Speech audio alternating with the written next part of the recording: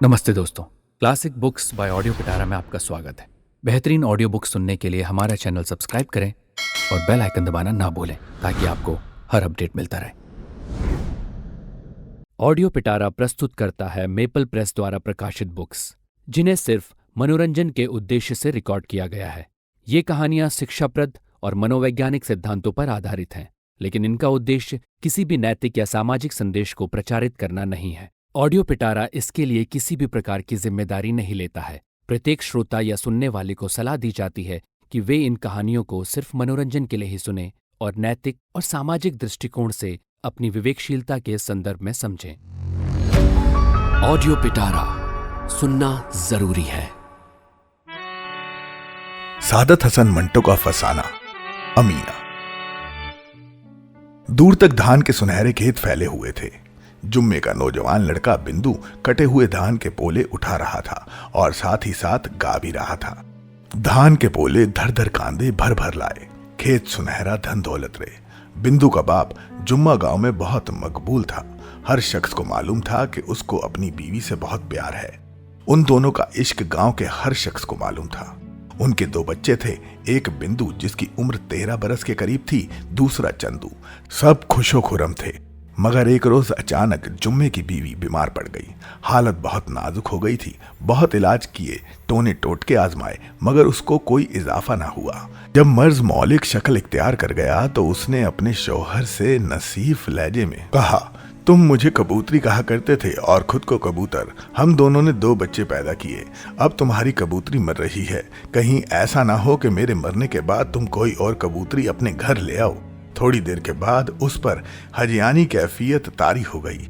जम्मे की आंखों से आंसू रवा थे और उसकी बीवी बोले चले जा रही थी, तुम और कबूतरी ले आओगी, वो सोचेगी कि जब तक मेरे बच्चे जिंदा हैं तुम उससे मोहब्बत नहीं करोगे, चुनांचे वो उनको जबह करके खा जाएगी।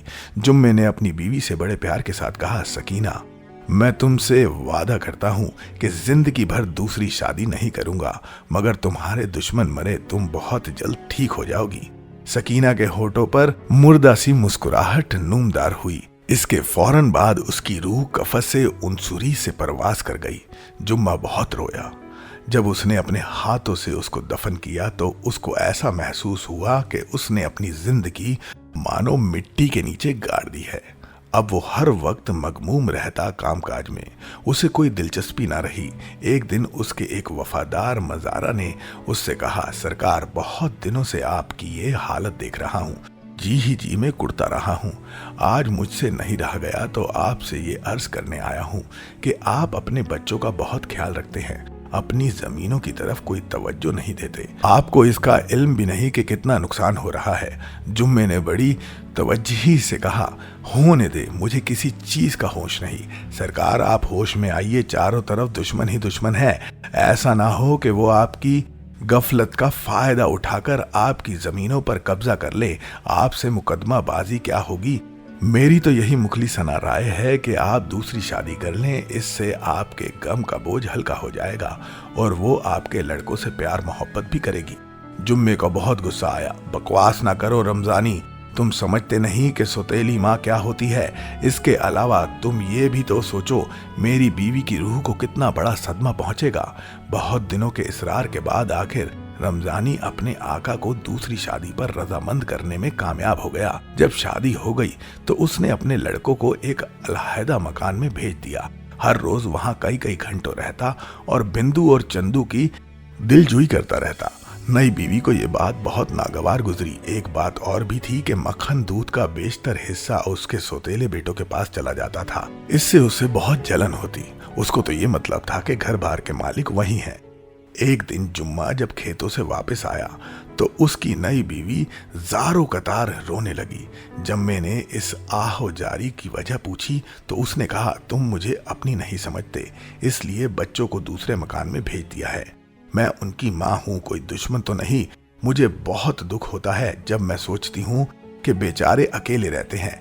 जुम्मा इन बातों से बहुत मुतासिर हुआ और दूसरे ही दिन बिंदु और चंदू को ले आया और उनको सौतेली माँ के हवाले कर दिया, जिसने उनको इतने प्यार मोहब्बत से रखा कि आसपास के तमाम लोग उसकी तारीफ में रत्ब उल लिसान हो गए। नई बीवी ने जब अपने खाविंद के दिल को पूरी तरह मोह लिया तो एक दिन एक मज़ारा को बुलाकर अकेले में उससे बड़े राज़दारना लहजे में कहा, मैं तुमसे एक काम लेना चाहती हूँ, बोलो करोगे? उस मज़ारा ने, जिसका नाम शबराती था, हाथ जोड़कर कहा, सरकार आप माई बाप हैं, जान तक हाजिर है। नई बीवी ने कहा, देखो कल दरिया के पास बहुत बड़ा मेला लग रहा है, मैं अपने सौतेले बच्चों को तुम्हारे साथ भेजूंगी। उनको क्षति की सैर कराना और किसी न किसी तरह जब कोई और देखता ना हो उन्हें गहरे पानी में डुबो देना। शबराती की जहनियत गुलामाना थी। इसके अलावा उसको बहुत बड़े इनाम का लालच दिया गया था। वो दूसरे रोज बिंदु और चंदू को अपने साथ ले गया, उन्हें कश्ती में बिठाया, उसको खुद खेना शुरू किया, दरिया में दूर तक चला गया जहां कोई देखने वाला नहीं था। उसने चाहा कि उन्हें धक्का देकर डुबा दे, मगर एकदम उसका ज़मीर जाग उठा। उसने सोचा, इन बच्चों का क्या कसूर है, सिवाय इसके कि उनकी माँ मर चुकी है और अब ये सौतेली माँ के रहमो करम पर है।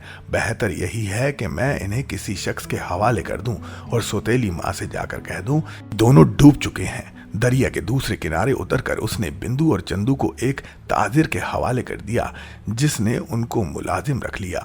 बड़ा लड़का बिंदु खेल कूद का आदि मेहनत मशक्कत से बहुत घबराता था। ताजिर के यहाँ से भाग निकला और पैदल चलकर दूसरे शहर पहुंच गया, मगर वहां उससे दौलतमंद आदमी के यहाँ, जिसका नाम कलंदर बेग था, पनाह लेनी पड़ी।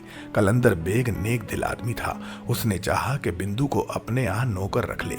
चुनांचे उसने उससे पूछा, बरखुरदार क्या तनख्वाह लोगे? बिंदु ने जवाब दिया, जनाब मैं तनख्वाह नहीं लूंगा। कलंदर बेग को किसी कदर हैरत हुई। लड़का शक्लो सूरत का अच्छा था, उसमें गवारपन भी नहीं था। उसने पूछा, तुम किस खानदान के हो, किस शहर के बाशिंदे हो? बिंदु ने इस सवाल का कोई जवाब ना दिया और खामोश रहा, फिर रोने लगा। कलंदर बेग ने उससे मजीद इस्तिफार करना मुनासिब न समझा। जब बिंदु को उसके यहाँ रहते हुए काफी अरसा गुजर गया तो कलंदर बेग उसकी खुश अतवारी से बहुत मुतासिर हुआ। एक दिन उसने अपनी बीवी से कहा, बिंदु मुझे बहुत पसंद है, मैं तो सोचता हूँ कि उससे अपनी एक लड़की ब्याह दूं। बीवी को अपने खावंद की यह बात बुरी लगी, लेकिन आखिर उसने कहा, आप उसके खानदान के मुतल्लिक तो दरियाफत कीजिए। कलंदर बेग ने कहा, मैंने एक मर्तबा उससे उसके खानदान के मुतल्लिक पूछा तो वो जोर जोर से रोने लगा। फिर मैंने इस मौजू पर उससे कोई गुफ्तगू न की। बिंदु कई बरस कलंदर बेग के यहाँ रहा। जब 20 बरस का हो गया तो कलंदर बेग ने अपना सारा कारोबार उसके सुपुर्द कर दिया। काफी अरसा गुजर गया। एक दिन बिंदु ने बड़े अदब से अपने आका से दरखास्त की, दरिया के उस पार दूर जो एक गांव है, वहां मैं एक छोटा मकान बनाना चाहता हूं। क्या मुझे आप इतना रुपया मरम्मत फरमा सकते हैं कि मेरी ये ख्वाहिश पूरी हो जाए? कलंदर मुस्कुराया, तुम जितना रुपया चाहो ले सकते हो बेटा, लेकिन ये बताओ कि तुम दरिया पार उतनी दूर मकान क्यों बनवाना चाहते हो? बिंदु ने जवाब दिया, ये राज आप पर अनकरीब खुल जाएगा। बिंदु और चंदू का बाप अपने बेटों की फिराक में घुल घुल के मर चुका था। मज़ारों की बड़ी अबतर हालत थी, इसलिए कि जमीनों की देखभाल करने वाला कोई भी न था। बिंदु बहुत सा रुपया लेकर अपने गांव पहुंचा और एक पक्का मकान बनवाया और मज़ारों को खुशहाल कर दिया। बिंदु का भाई चंदू जिस शख्स के यहाँ मुलाजिम हुआ था, उसने उसको बेटा बना लिया था। एक दफा वो खतरनाक तौर पर बीमार पड़ गया तो उस शख्स की बीवी ने, जिसका नाम समत खान था, अपनी बेटी अमीना से कहा कि वो उसकी तीमारदारी करे। अमीना बड़ी नाजुक इंदाम हसीन लड़की थी। दिन रात उसने चंदू की खिदमत की, आखिर वो सेहतमंद हो गया। तीमारदारी के इस दौरान में वो कुछ इस तरह घुल मिल गए कि उन दोनों को एक दूसरे से मोहब्बत हो गई।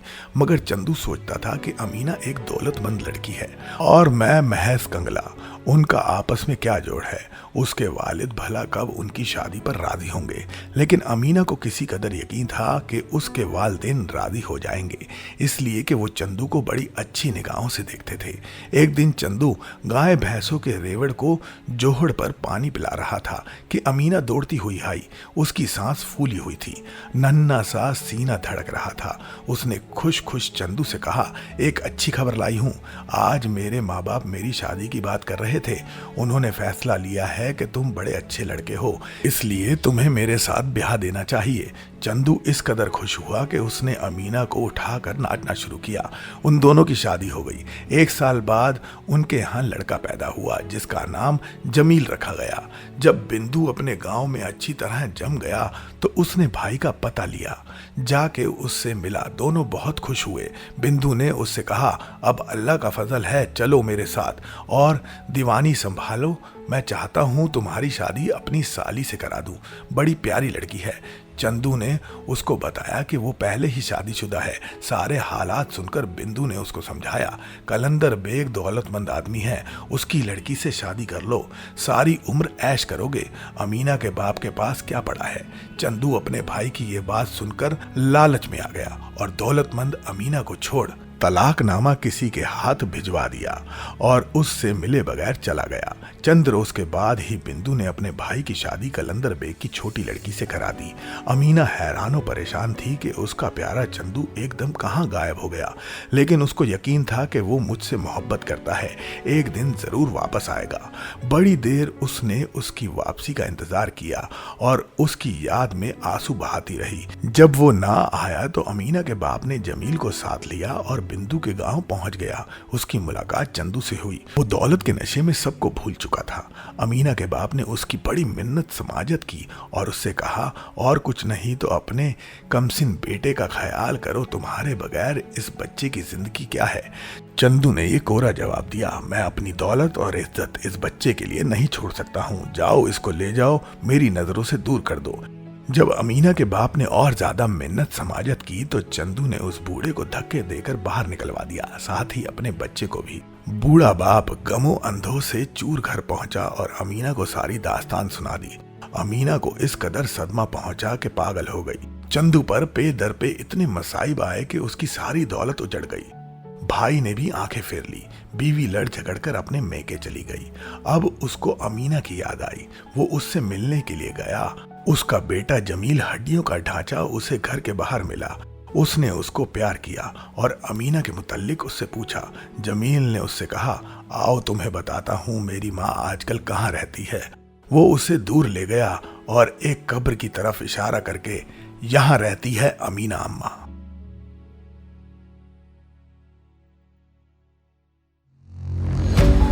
ऑडियो पिटारा सुनना जरूरी है।